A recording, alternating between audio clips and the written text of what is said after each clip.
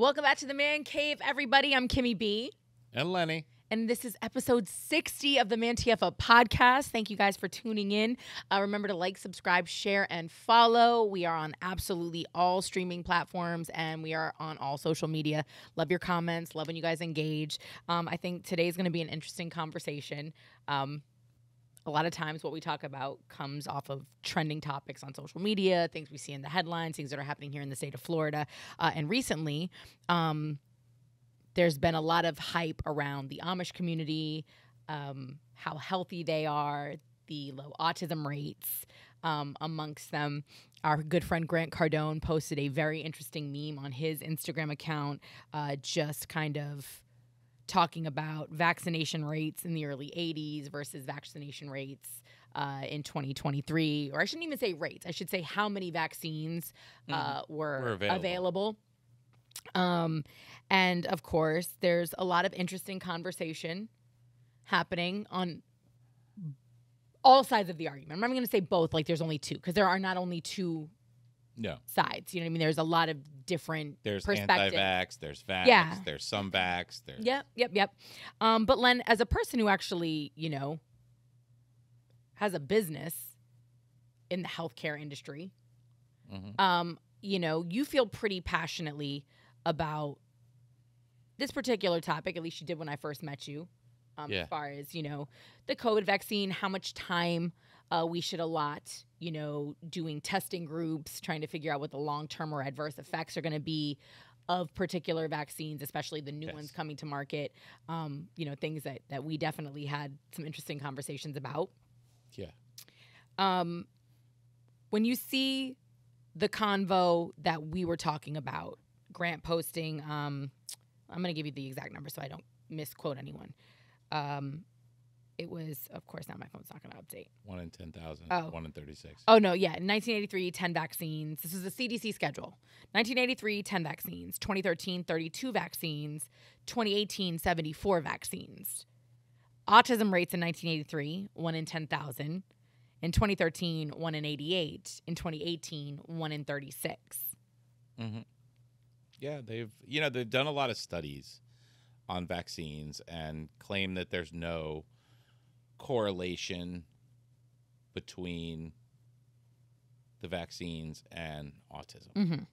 But that being said, there is some people who have autistic children that still don't believe it wasn't from one of those vaccines.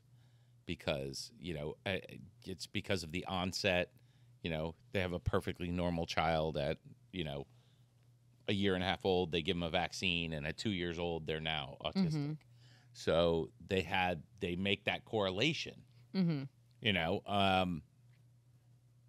Whether it's fact or not, I mean, it's a very hard thing to determine. Well, I was statistically, every kid in the United States. Well, most kids in the United States get vaccinated. And again, just because I'm against vaccines doesn't mean I'm necessarily against all. I mean, the polio vaccine is quite proven. It's been... So is MMR. Yeah. I mean, we know the results, and we know we know somewhat of the long-term effects of those vaccines that we were given as kids. Yeah. And that's pretty much all we've given our kids. Or my wife and I have given our kids as, the same things we had. When it comes to new stuff, I'm not a big experimental person. But there is a controversial one. I think it's been out about 25 years that some people have said. Well, I mean, this is causing it. We were having a conversation, and there was a reference point of MMR, but MMR has been around a lot longer than 25 years. And it's just a combination of the three. Measles, mumps, rubella, and they're thinking that part of that is, the frequency or how the dosage and combining all of them at one time versus spreading them out. I know a lot of parents take a longer period of time to vaccinate their children now, as opposed to kind of trying to get them all in under that 1 year mark. And I know doctors have also prescribed that. There was one I know that we did in 2 parts. I don't remember which one it was. And Rachel didn't remember either, but we did it in 2 parts. Well, I mean, you just told me, or Rachel just told me there's a chickenpox vaccine now. Yeah. I thought getting chickenpox was a part of being a kid. It got you a week out of school. Like, I'm not trying to make light of I guess what is a serious situation. I got chickenpox. That was like one of the things. You waited every year around a certain time. You know, the memo would come out. The parent telephone tree would start ringing. Mm-hmm. Johnny got chickenpox. Okay, well, Johnny was at, little Jimmy's birthday party. Okay, well, I got to call Jimmy that, what I'm saying? Like, and then the next thing you know, okay, everybody in the class got it and put a little chamomile on, and you took your Epsom salt baths.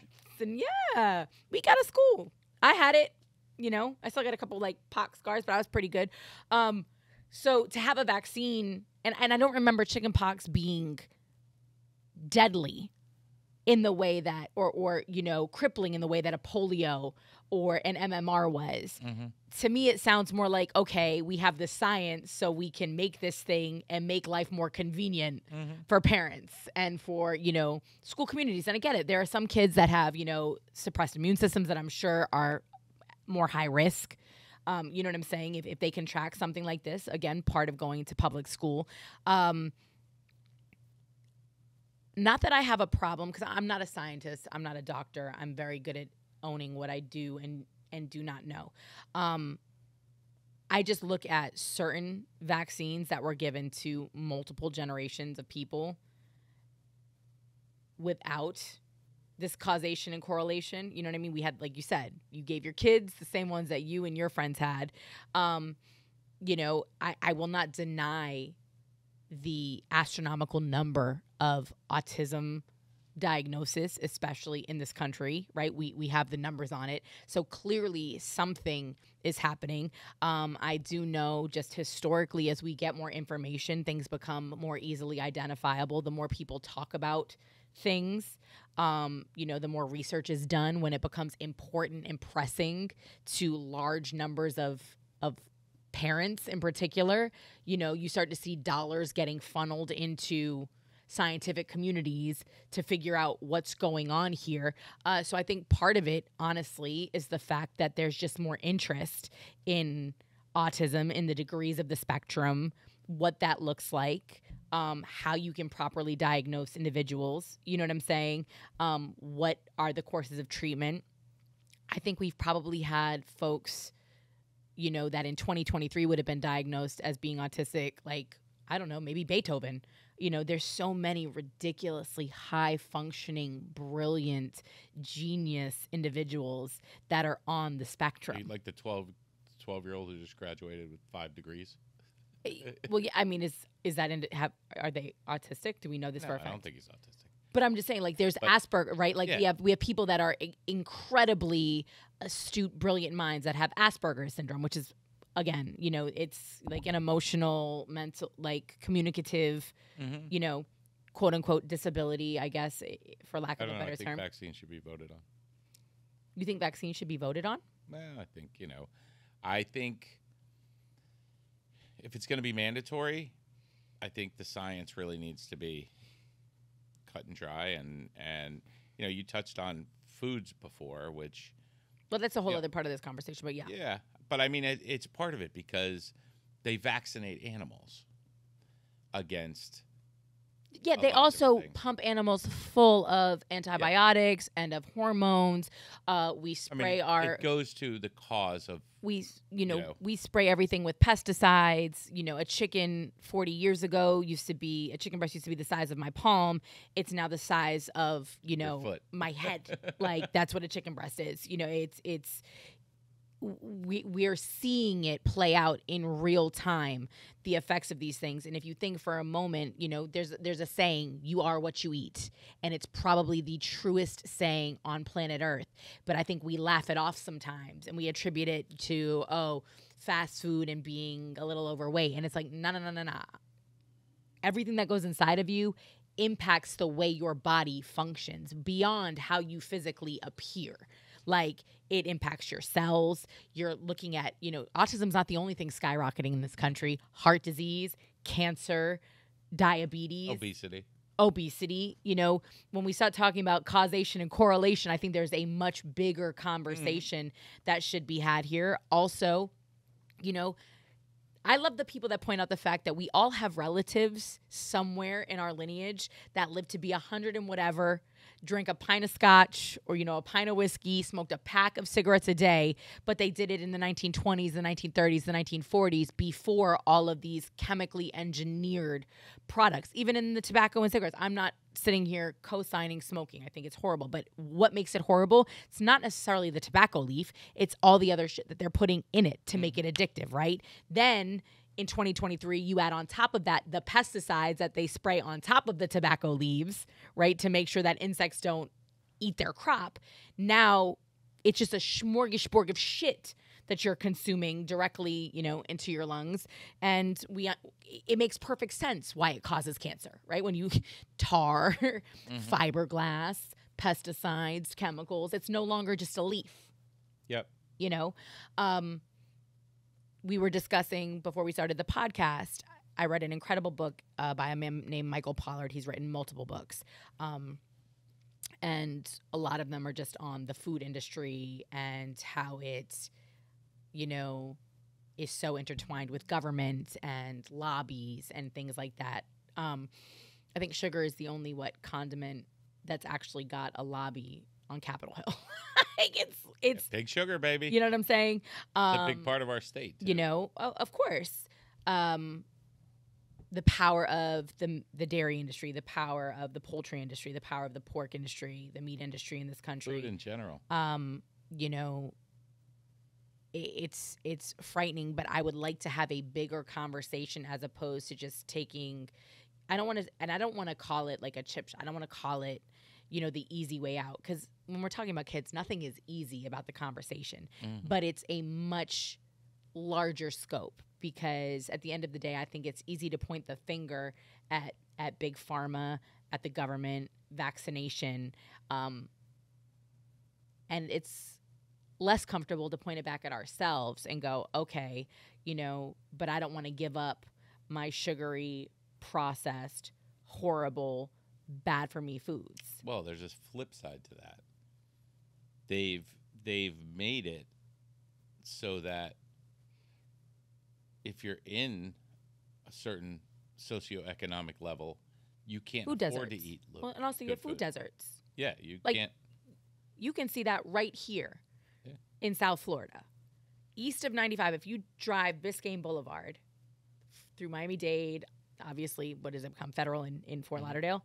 How many grocery stores? I pass 13 Publix, 3 Whole Foods, 2 Fresh Markets. We got a Plum. We got, a plethora. You go west of 95. I mean, you're pretty good in the area that we're in here. Obviously, we got multiple Publix. But if you're in the city in Miami, there's not a Publix. There's not a Sedano's. There's not a Winn-Dixie. There's not a, and it's done intentionally. You have bodegas and you've got fast food joints. Yeah. But I'll tell you, some of the smaller restaurants, bodegas, are better to eat at than McDonald's because they're cooking real food. Well, yeah, I don't disagree at all. But I also think that it's a bigger, to your point, a bigger conversation when you're talking about a salad costing more than a number 5, right? Yeah.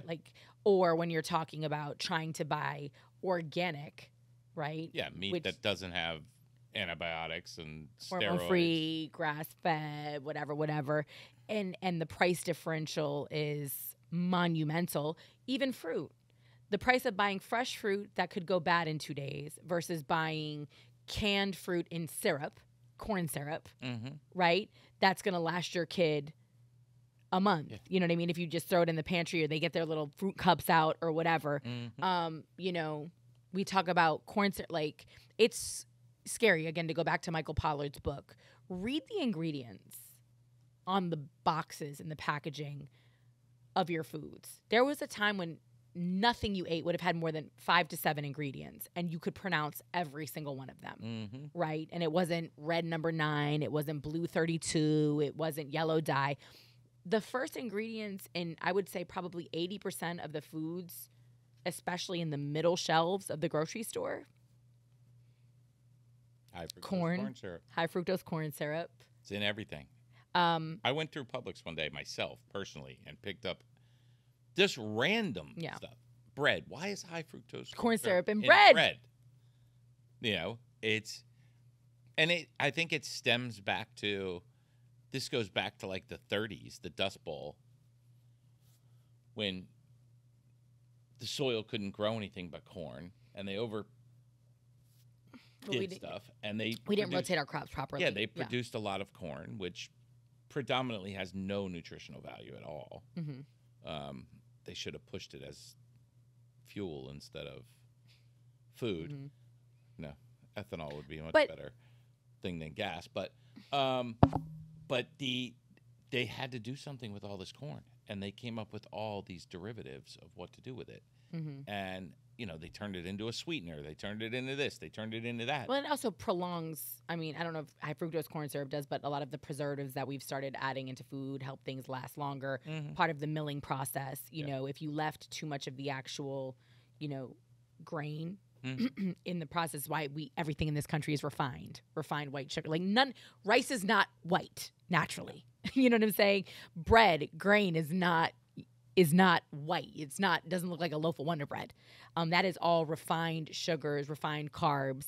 And again, it was to extend the staying power and the life of a lot of these products. Which at this point, when you got a grocery store on every corner, at least east of 95, who cares how long your bread lasts? You know what I mean? And I don't mean that way. Last long. But it's just... It's scary, though, Lenny, because it's very easy to get caught up in the hype and in the conspiracy theories. And again, I'm not negating that there's a good chance that there's some sort of, cause and effect there with the vaccines. But there's a much bigger conversation, especially for the folks who are just mad at government. Like, you want to be mad at them? Be mad at them for allowing people to poison us. Yeah.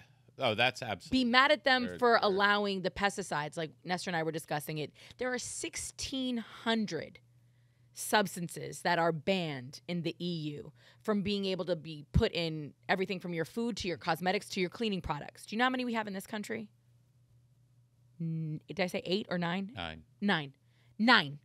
9 carte blanche, and a couple of states have taken it upon themselves to really prioritize the health and well-being of their constituents and have banned 24. 1,600 in the EU. Mm-hmm. 24 at most, and that's in California and Maryland. The rest of us are looking at 9. The list has not been updated since the chemical revolution in the 60s. Yeah, it's classic. Do you know what I mean? Like, and again, it goes back to... It's one big industry. Health is one big industry. It is. It's intake and it's maintenance. It is. But it's also, well, and it's also... I told you I had a doctor that fired me or discharged me as a patient because I wouldn't take meds. Did I tell you that? Well, no, because and this was a really cool doctor. He was South African. I thought he was really cool. I thought he was really progressive. And my cholesterol, thyroid, and blood pressure. Mm-hmm. Those 3 things. You got to take these 3 meds. Like, I'm not going to take them. I'll take Mm-hmm. meds. You got to take these 3 meds or don't come back here. I'm like, well, can't you fix them with diet? He's like, yeah, but you're not going to. I'm like, not true. But, see ya. So, I don't know, fast forward 5 years later, I go in for blood work. I'm fine. Yep. I have no issues. Yeah. I don't see, when you have doctors pushing meds like that and not pushing foods. Yeah. But you also, and you know what part of that is too, though, is that because we've become such a litigious society and malpractice insurance costs so much, being a doctor is no longer, I don't want to say that people got into it for it because it was lucrative, but they need the kickbacks in a lot of cases from the pharmaceutical companies. Or they want them. Of course they do. Well, because you got to pay off your student loans. I'm not justifying why they push meds, but there's money oftentimes associated or trips or whatever the case may be when you get on board. There's dinners. It's what the whole pharmaceutical industry was, predicated around, trips and dinners and this and that and whatever to doctors in order for them to prescribe whatever pill it was that they were pushing, whether it was Viagra or whether it was, oxycodone or, I mean, but you just the regular cholesterol, blood pressure. I mean, I would bet, God, I bet there's a lot of people on all of those meds. But what's sad is that there's also a lot of reasons why we're seeing these astronomical increases. Aside from our diet, type 2 stress, diabetes. but there's also, again, when you're looking at stress factors, when you're looking at, financial impact, there's a million things that can cause somebody to go in one day and have high blood pressure. Yes. If your immediate response is take this pill, which it is in a lot of cases, and then what happens when there's no money in the cure. In this country. This is determined. There's no money in the cure. So I think we touched on this within the last few episodes. I was having a conversation with somebody, and we were talking about the EU, and I was talking about how many substances were banned there and, just how they live a different kind of life. There's not the same amount of preservatives put in foods. They shop on a more daily basis. Your refrigerator is literally the size of what most of us have in our college dormitories is what they use on a daily basis in their home. But it's because you're going to a market every day and you're going to the fishmonger and you're getting your meat from a butcher. Home, you're getting, everything is fresh and you're walking and you're in the air. It's just it's a very different lifestyle. It's that way in Europe. It's that way in a lot of Central and South America as well. They just have a different way of living than we have in the rat race here in the US. And they said, yeah, but you also have to think about it this way. It's socialized medicine in the EU. It costs them money to have a population that is fat, sickly, and addicted to medications. You know what I'm saying? It behooves them to have healthy people. Healthy people cost them less money with medical expenses. Healthy people can work longer and can contribute taxes to keep the system going.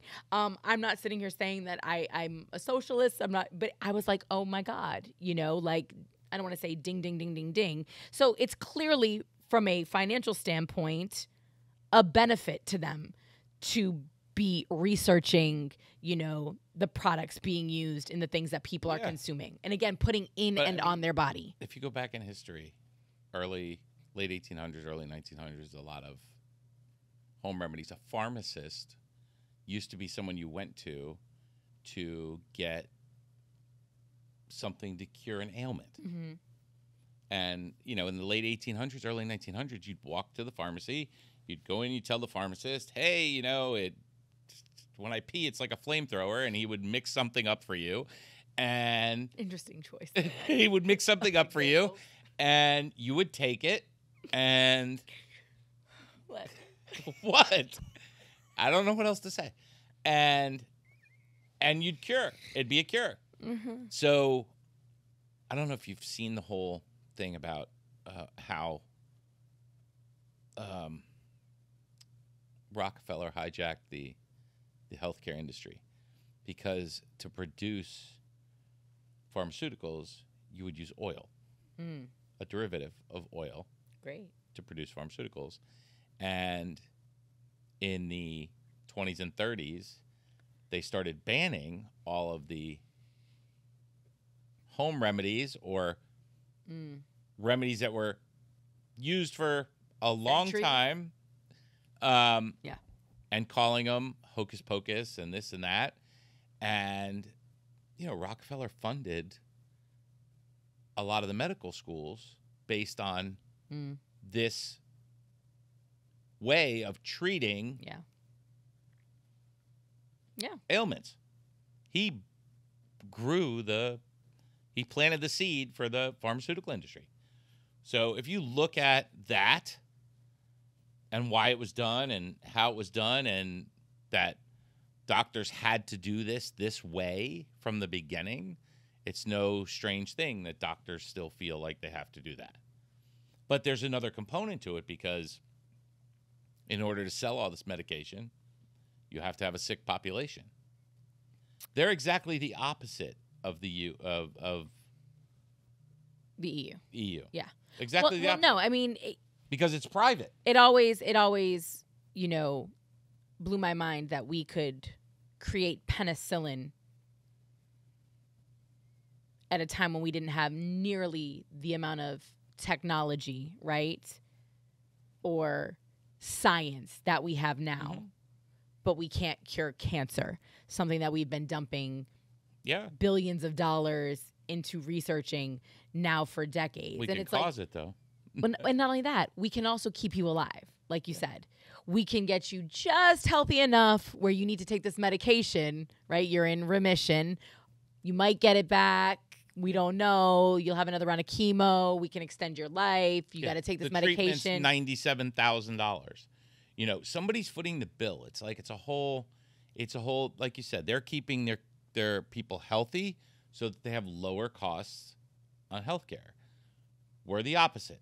They're keeping us unhealthy so they can make more money on the healthcare. Yeah. It's the opposite. And you know, I'm not a socialist. I'm not I just it doesn't make sense. But Lenny, they don't teach. No. Okay. They don't teach. They don't teach it, but we can all see it.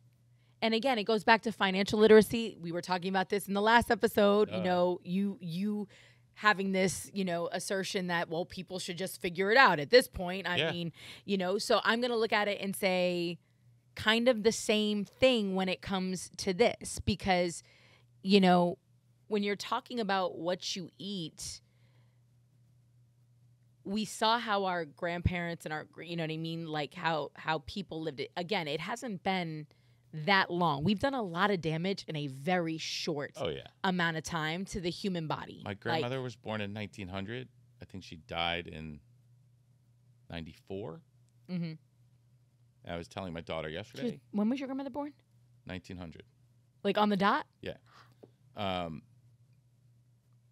And I was telling my daughter last night that she was 78 years old before she walked into a hospital for the first time. Wow. And she had 8 kids. Yeah. You know, 78 years old. Never was in a hospital. That's 1978. She went into a hospital for the first time. But she had her own garden. She grew all her own vegetables. She raised her own rabbits for meat. I remember we used to walk to the grocery store to get, like, milk and bread. That was it. I'm surprised you didn't have a milkman that delivered your milk. Yeah, we'd walk to the, you know, during the summers, we'd walk to the grocery store every day. And she wasn't thin. She was a little fat Italian lady, you know, but completely healthy. How old was she when she died? 94. Okay. No. I missed that part. I didn't hear when you said. Yeah, she died in 94. So she was born in 1900. But every day, red wine, pasta. But again, things she that was you would growing think, it herself. Yes, things that you would think are poison. And she was probably composting with her, you know what I'm saying? Things that you think are poison today, she lived a long and healthy life. My grandfather smoked till he was almost 90. But I mean, my grandmother, 93 years old, and again, bad hit, but she went to the chiropractor, took her she took, you know, vitamins, but not a big believer in the doctor and medication. She was big on. And listen, it's almost impossible to eat completely healthy nowadays. It's almost impossible. It is, because you can't just go to a restaurant and get healthy food always, and you can't even trust the healthy restaurants for the most part that are chains, because if they're a chain restaurant, they're definitely buying in bulk. They're definitely, you know, I just don't believe, and I'm not, you know, knocking any particular restaurants, but like, you know, the places that have the salad bowls and the this and the that, you don't know where that food's coming from. But again, very difficult to eat healthy. Eating out used to be a luxury. Yeah. And we have changed lifestyle in this country, right? Whether it's fast food, whether it's dining out, not to mention, let's discuss the 2-for-1 deals, the size of American portions in comparison to the portion size in other countries. You eat 4 courses when you're in Italy. Can I get a triple meat baconator, please? But when you're in Italy, you eat 4 courses, but every course comes out and is this big. If you go to the South, you know, if you're in Naples and you're eating a traditional Napoli style pizza, super thin crust, you can clear the whole thing, right?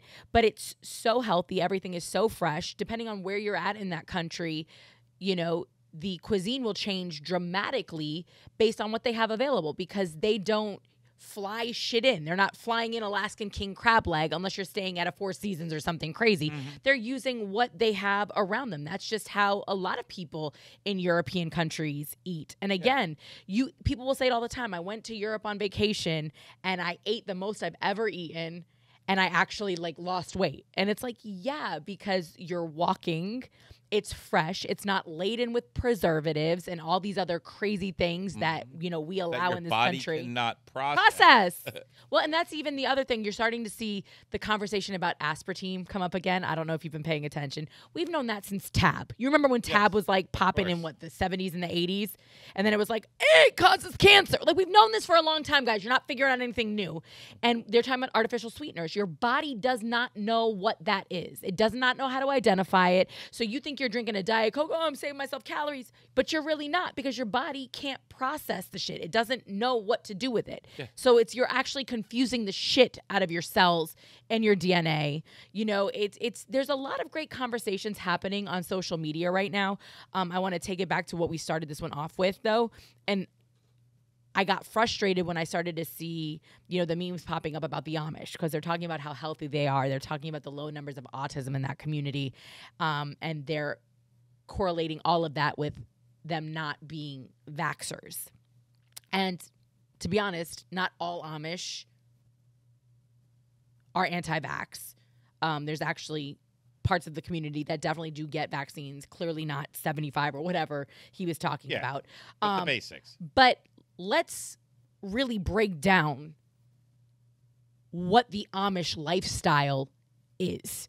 It is God, land, family, self-sufficiency. There's no electricity, I don't think. They definitely don't use vehicles. It's buggies. They build their own homes. They build their own furniture. They, like your grandma, grow their own foods. Yeah. They raise their own, you know, livestock. No GMOs, no pesticides. Like, let's go big picture here, guys.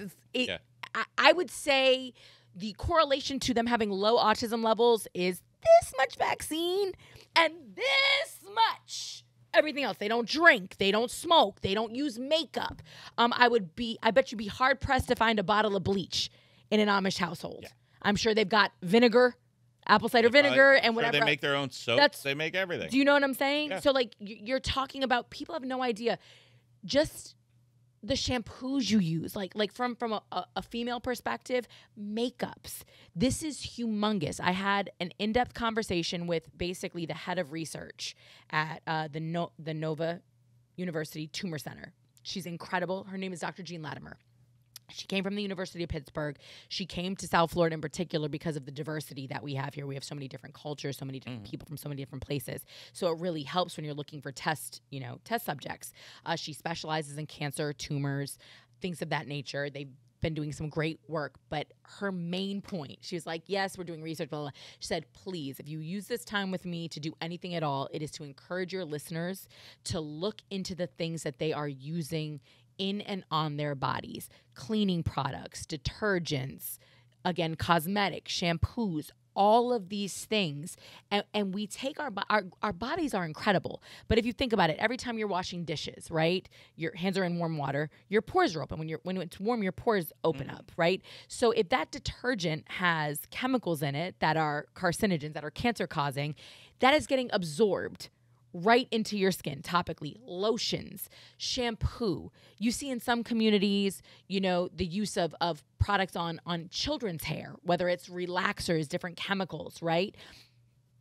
Your brain isn't even fully developed, you know, at some of these ages, and you're literally pouring chemicals directly into the scalp, right? Like, you're washing your hair, you're hot water, your pores are open, and you're just like, hey, let me just rub this up in here. You know, again, you get out of the shower, you're oiling up. And to your point, petroleum, like, it's wild, paraffin, sulfates, so many crazy things are allowed by the government to be used in things that we put in and on our body on a daily basis. Water goes through a treatment plant. I know. It's put in, you know, there's chemicals put in it to keep it sanitary, stable. They also put fluoride in some places. You know, there's things that are added into our water People don't even know. People don't even know. It's water. But I just strongly urge people to really, really, really start looking into these kind of conversations. You know, there's plenty of ways to eat healthy on a budget. But what it takes is discipline and time, which a lot of people aren't willing to. Well, and some people just don't have. I mean, and again, because you can buy. Well, not only that, if you can afford to eat at McDonald's 3 times a day, you can afford to eat healthy. Well, you know what else I was going to say too? We also have a lot of farmers markets down here in South Florida. We really do, and a lot of people don't know this, but they take SNAP benefits, and they actually double them. So if you have government assistance and you take it to a farmer's market, a lot of them will double. So if you have $40, you actually have $80 to spend on fresh fruits, fresh vegetables. And fresh vegetables, if you take them right from the farmer's market and stick them in your freezer, they're actually better for you than a lot of the vegetables you'll find in the grocery store, which have been either sprayed down with things to make them last while they're in transport from, California or wherever to Florida, even though agriculture is the leading, is that not the leading economic, in Florida? I think dairy. Like industry? There's several, but dairy? I think dairy's up there. But I mean, food. Dairy, yeah, we make a lot of food and shit here in our state. Big sugar. Well, that I know, but we also, we're one of the citrus capitals of country. I mean, we have plenty of ways to get fresh fruits and vegetables. If you live here you can have fresh food all the time. But you can get it at a discount, and you can get it oftentimes organic at these different farmers markets. You just have to do the research. And a lot of places are offering, programs and things like this. But it's on you to do the research. And unfortunately, again, when it comes to crunch time and so many of us are punching a clock and trying to get from here to there and whatever, and you sat in traffic for 45 minutes or an hour, it is easier. And, you think, oh, let me call Panera, let me call wherever. And discipline and time. Yeah. That's what it takes. But you can either be, what? Oh, no. For sure. I'm not talking about you. No. Because you're talking about discipline and time, but it's also not falling into the fads. But you can be, borderline diabetic, overweight, and that's easy for you to just drive through McDonald's, or you can, take literally. Well, and it's reversible. I like to cook, so I can go to Fresh Market, get food, go home, cook a whole meal within an hour, in 1 hour. From the market, when I pull into the market till I'm eating in an hour. You're clearly not roasting potatoes. I cook. I saute most stuff, but I was gonna say, there's just some things that you can't do. But yeah, I get it. But no, you boil them and then you roast them. Okay, it still takes 45 minutes to roast a potato. Not really. It does. Nah, not really. And why would I boil? Now I'm really cooking all the nutrients out of it. Lenny's shush. Just roast your potatoes. Boil them soft. Like Lenny's doing Rachel Ray meals, 30 minutes or less. I'm not mad at it. The bottom line is you can eat healthy and get your body healthy. But Lenny, you also have to educate yourself though. Eating healthy again. But but you got to do your research though, because sometimes again in this country people think they're eating healthy because they've been told, "Hey, this is the diet. Cut this out." That's what got us to where we're at. We've been told, "Oh, the yolks of eggs are bad for you. Oh, fat is bad for you. Oh, no carb this. Oh, that." Because that too is a billion-dollar industry. Every time they come out with a new fad diet, right? Everything changes. The ingredients come and then a whole keto everywhere. You can't freaking, push a cart down an aisle in Publix without seeing keto something somewhere, right? It's Atkins 2.0, guys, just so you know. That's if anybody did the Atkins fad diet back in the late 90s. And again, a lot of these things have been around, but just don't buy into the fads. Lenny just sat here and talked about his grandmother who lived an incredibly, I don't want to say indulgent life, but she knew where her shit was coming from and she knew what was in it. That's the main thing. It's clean. It's clean more than anything. And clean isn't low fat. Clean is clean, free of no chemicals, hormones, chemicals, antibiotics, processing. Yep. Processing. read Michael Pollard's. What the heck is the name of In Defense of Food. That's the name. That's like his first book. It's so good, and it really gives you the breakdown of how we got to this place, and it had a lot to do with a lot of very wealthy groups lobbying.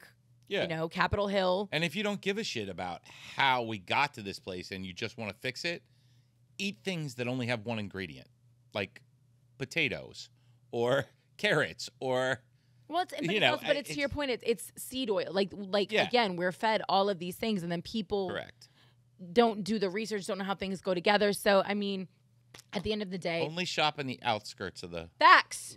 That's where the fresh stuff is, store. And understand this.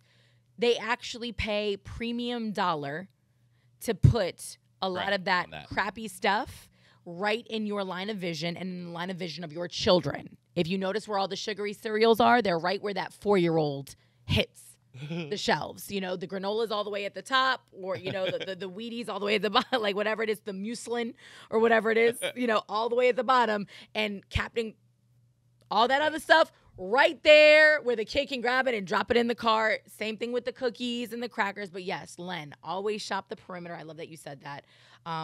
At the grocery store, I'd love to say if you can buy organic, do.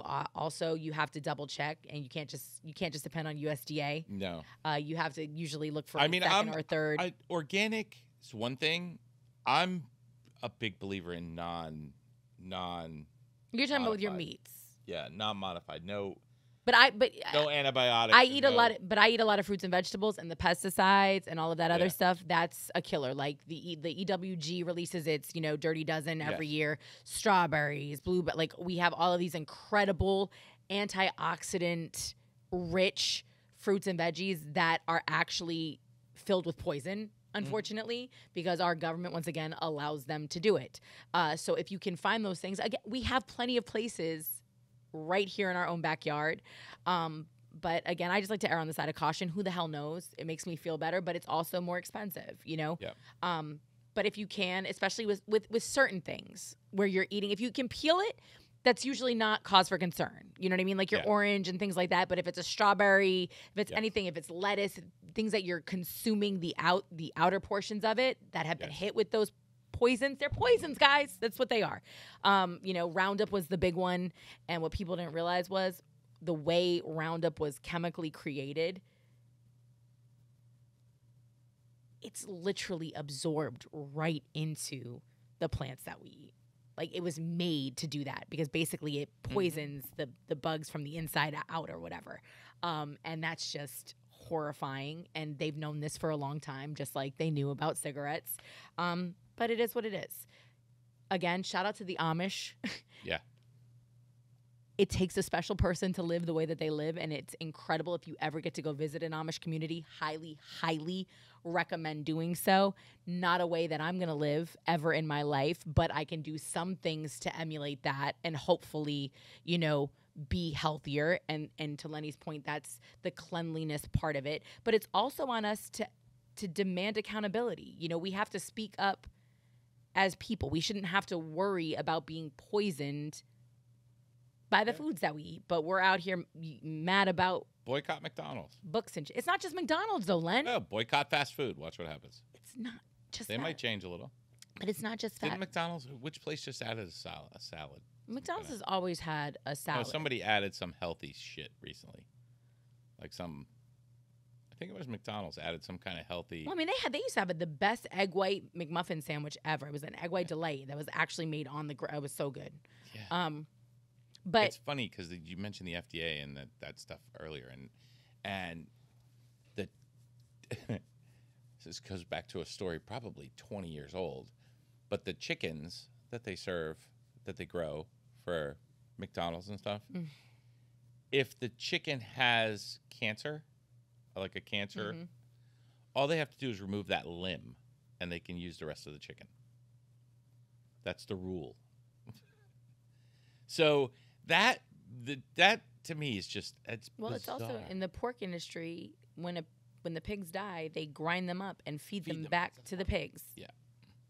So it's like cannibalism and just craziness. It's just a horrifying it's a little scary scenario that we have. Again, you know, you have kosher. I believe in that whole kosher situation too, with, you know, clean kills and things like that in an animal, because we release toxins when you're fearful, when you're in pain, when you're uncomfortable. That's why you your can't body eat a deer that got hit by a car. Secreting. Really? Yeah. I mean, I would think it would just be disgusting, but like, there's really a reason for it? It releases it, like, so it kind of poisons the meat. Yeah. So now imagine living the way that these animals are living in a lot of these, you know, that's why. Slaughterhouses. Also, farmed fish. I do want to point this out. Farmed fish might be one of the worst things you can put in your body. And if you go to your local grocery store, you will notice, if you pay close attention, 90% of the fish in those, what are those called? You know what I'm saying? The displays are farmed. Yeah. Always by wild caught. Always farmed fish. When they move a fish farm or fishery, 7 years. 7 years, nothing grows where there was a fish farm prior to. That's how much damage is done. And these fish are literally just swimming around in their own feces, disease, filth. You know, the water isn't oxygenated properly because there's too many of them. Like, they're just filled with poison. And again, I would say 90% at most of your just regular run-of-the-mill grocery stores are farmed. Yes. You can see a difference in the color. You're definitely going to pay more.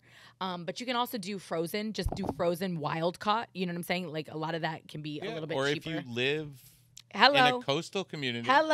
Any coastal community, you could find fresh fish at a reasonable price. Delicious fresh fish. Like off the boat to a lot of these kitchen. Charters. Yeah. A lot of the people that come down here in Florida, I didn't know this. I went to Key Biscayne one time with a friend of mine who was like a diving. She worked on a dive boat, and she was like, you have to see this. And when the charters would come back in, people that were on vacation didn't take their fish with them. You know what I mean? A lot of them would just catch it for sport. And so they would keep part of the catch that they didn't release, and they'd bring it back, and the guys that worked on the charter boats would fillet it right there for you. Mahi, grouper, I mean, just these beautiful, beautiful pieces of fish. And you'd get them for a fraction of the cost that you would be getting them, you know, if you went into the grocery store. So yeah, it's just, you know, having the knowledge and the awareness of it. EWG.org is a great website to check out. You can download their app. That's the Environmental Working Group. They actually rate products based on their cancer-causing properties. Didn't I show you that cosmetic one? I don't know. There's a cosmetic one that takes your products and puts it into. Well, the EWG one does it, and they're incredible. And then there's some products that are EWG certified, and they've gone through the most rigorous testing. There's a lot of great products on the market now too. If you love cosmetics and things like that, that are paraben free, sulfate free, you know, phthalate free, no oils. And you can't. The only other thing is you can't trust a whole brand. You have to actually, because in every individual product. Yes, you have to put in every individual product, because some brands come off as a really healthy brand and they might have some super clean products, but then you know, the brand carries over to the products that aren't super clean. And I want you to really consider, if you have, you know, young daughters or anybody in your household that's young that is into makeup, and you know, that became huge with YouTube.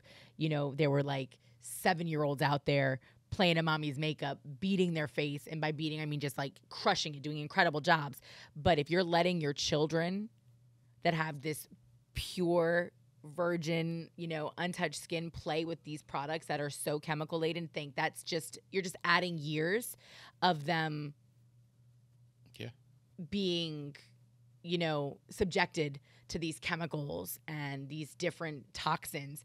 So it's really important, if you have young kids, that you're paying attention to, again, everything that you're using on them, the soaps, the lotions, the detergents.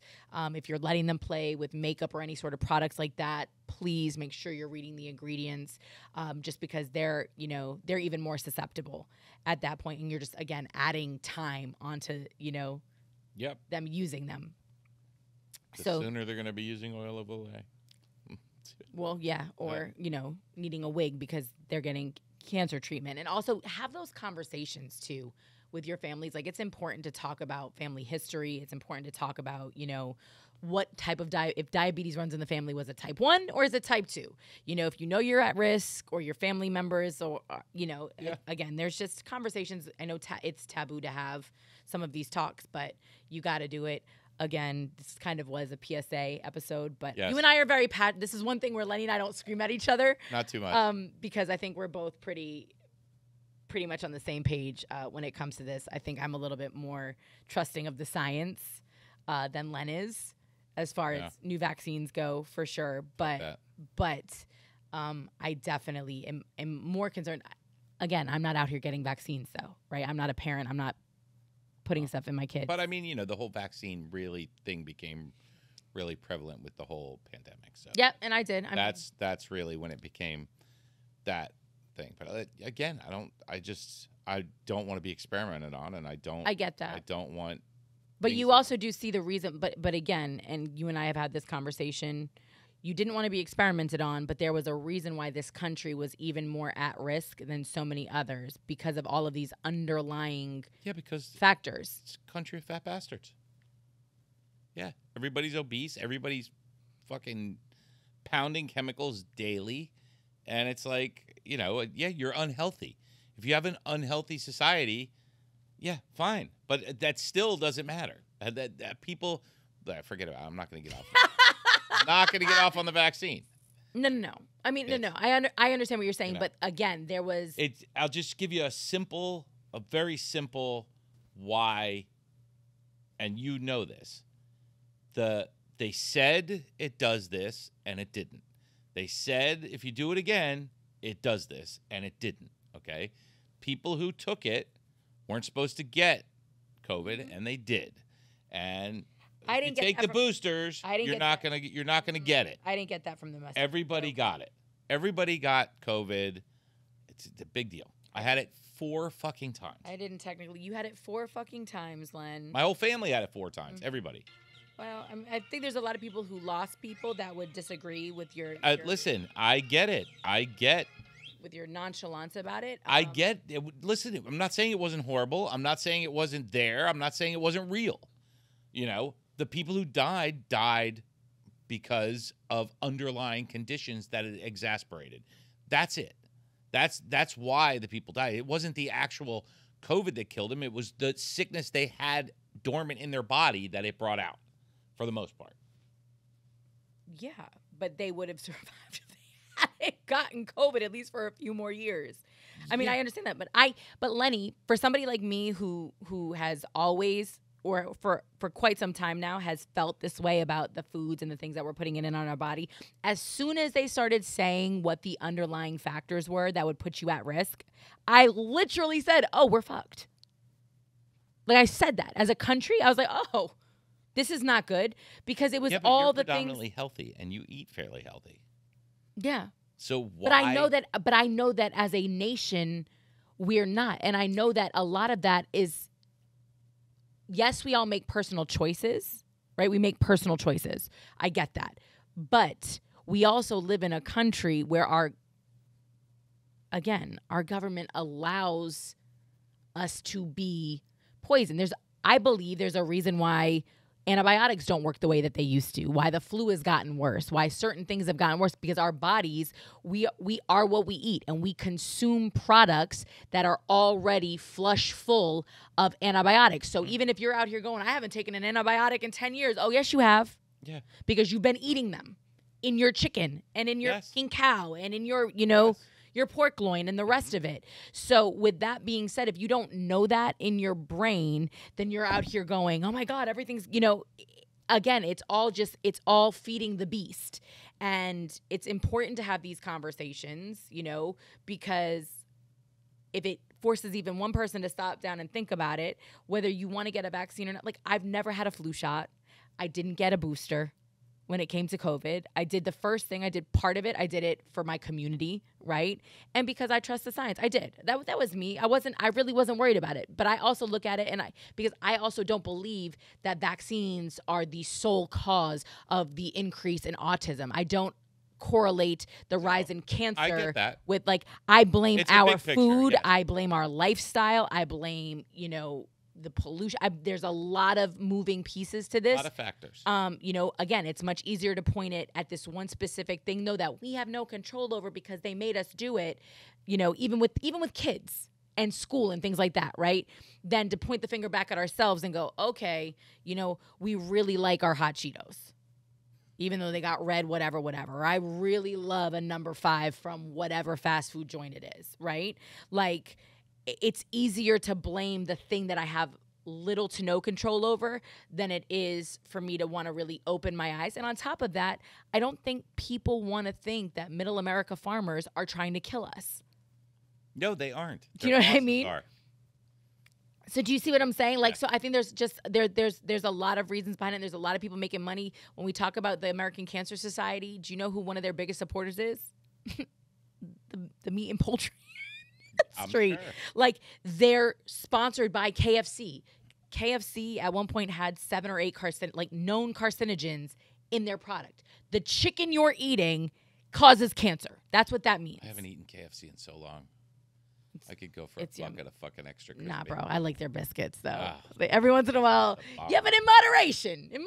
A little cancer chicken won't a bucket once every 3 years. A little cancer chicken won't kill you. Should just take in some fucking organic chicken in there and go, hey, can you dunk this in your batter and fry it? No, it's the fry. That's where the real shit is. It's not, it's that with the chicken. But anyway, listen. Read Michael Pollard's In Defense of Food. Check out the EWG. Download their app. Just keep in mind you are what you eat, and we need to pay more attention to what we put in and on our bodies. And do your research on the things that stretch you out. You know what I'm saying? Not stretch, stress. Episode 60. The Man the Fuck Up PSA. I'm actually happy that this is episode 60 and that I'm not leaving here wanting to kill you right now. Uh-huh. That makes me happy. Oh, that's so nice. And you said this morning on the radio, I'm going to have a wonderful day. I did. I was manifesting it. Because y'all stressed me out with the last couple of episodes. Let me tell you, these people be commenting, whoop! Honey, you want some entertainment? Just go check out the comments. Boy, oh boy, let me tell you, we got some Andrew Tate type fans out here. But anyway, please like, subscribe, share, and follow. Speaking of comments, go ahead, leave yours. If you know anybody who you think would be a great guest for the podcast, feel free to email me, KimmyB@ManTFupTV.com. If you think you'd be a great guest, shoot us a DM. Again, we're on Instagram, TikTok, YouTube, Twitter. We're everywhere. And we would absolutely love to hear from you. Any words on this episode 60, Len? Are you done? You gonna go get some KFC? I think I'm pretty good. This was I enjoyed this episode a lot. Okay. I'm a little jealous that you get all the comments, but I don't get all the comments. I just comment back. Oh. No, you trust me, Lenny. You've gotten some comments. You've noticed. Bro, they call you Len now, and I love it. They stitch you and they call you Len because I call you Len. Len. And it just makes me so happy. But anyway, as you can tell, I read the comments. Love to hear from you, even if we disagree. We'll see you for episode 61 on the ManTFup podcast. Peace.